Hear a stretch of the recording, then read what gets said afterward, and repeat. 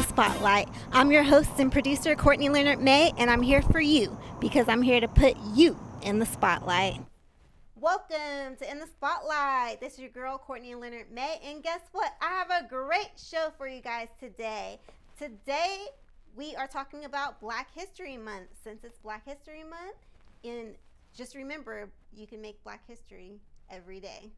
So, we also were out at the Black Expo 2020 at Sac State. And guess what? We have an exclusive interview with Dr. Mathew Knowles.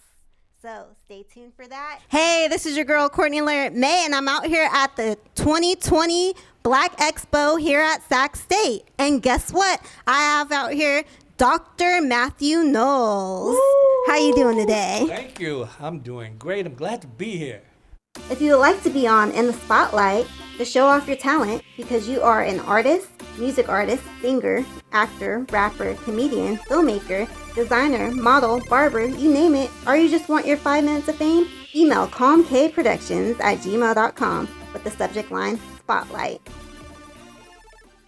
All right, so it is Black History Month, and I want to give you like a little history about myself of what got me into acting. So I always knew I wanted to be an actress. However, when I played my first role, that's when I had my aha moment that this is what I really want to do.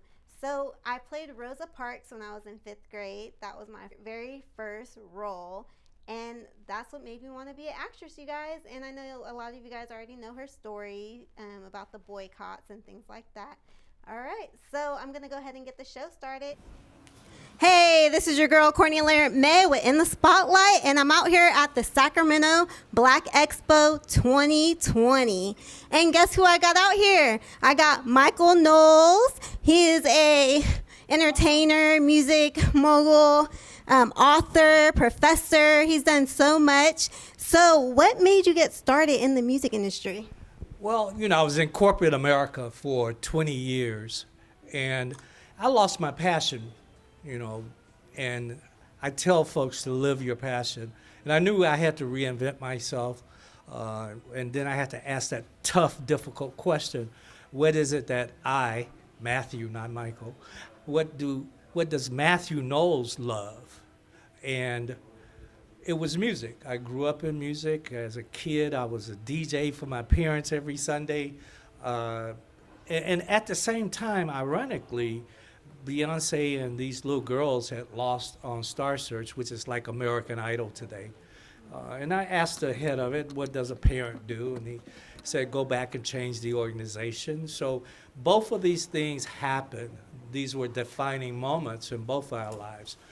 But that's how I got into the music industry. Folks think that I got into the music industry because of Beyoncé. Certainly it was an indirect effect because of her. Most people don't realize the first artist that I got a record deal was not Destiny's Child. It was a rapper in Houston named Lil O. But then people don't do the history either. That was a smart aleck remark I just made that wasn't funny, but anyway. That's okay. I mean, you can always go after your passion. When you were a child, what was the first thing you ever wanted to be? I always wanted to be a businessman. I used to dream about being a businessman. I'm fortunate that I'm third generation entrepreneur on both sides of my family were entrepreneurs. They also were blue collar, but a couple of them actually, that's what they did for a full career. But that's what I wanted to be, was a businessman. I used to always say, when I grow up, I'm gonna be a businessman. I used to put business. I put a big old B in front of business. Nice. That's really good. Like, that's the best thing to do is be an entrepreneur and be a businessman because you can go anywhere with that. And then, like, what school did you go to? I know you're a professor, you college educated. What school? So say my name. Mathew Knowles. No.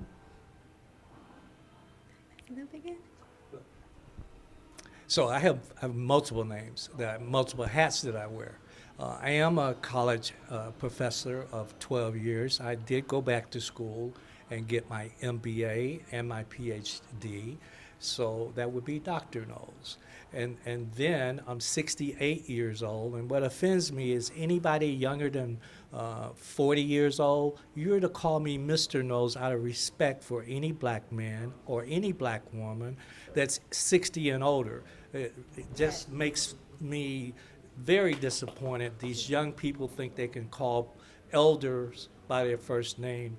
And then in those folks that I work with, that I know, that I have a relationship, I'm Mathew Knowles. And occasionally, not so much as it used to be, Beyoncé and Solange's daddy. So I wear all those hats. When it's appropriate, I put on the appropriate hat. Okay, so yes, when we're talking about Dr. Mathew Knowles, then you put on that hat. All right, well, I'm sorry about that. I didn't know. You didn't know. Yeah. So there's nothing to be sorry about. I'm an educator. You know, it's about living one's passion. My passion is to educate and to motivate in two areas, entrepreneurship and music business. A third area has come up now, health and wellness, because as black folks, we're the last to go to the doctor and we're the first to die. And it's about time we bring that out to the forefront and understand why is that and what do we have to do to make changes in those mortality numbers that in every major category it's black folks. Yes, that's true. We all need to go to the doctor more. Make sure you get your regular checkups once a year, your physical, and make sure everything's going good. So what's like a, can you put it down in like maybe a sentence as how you can motivate the youth coming up today? For them to understand that success is not microwaved. You find anyone that's successful, they failed a whole lot. There's a book called Outliers by Malcolm Gladwell that talks about truly successful people have done whatever it is, 10,000 hours that they've spent doing it. This is not microwave. So we see a lot of young people get hung up because social media, that equals success. It makes you an influencer. Yeah, you're an influencer, but that doesn't mean that when you open your business that people are going to be running down the doors. So it's a understanding if you don't have the knowledge that's associated with having a number of people. And I teach young people, so I understand it and I get it. Yeah, that's something we definitely all have to learn is to, you're going to fail. And even though you have failure, just keep going.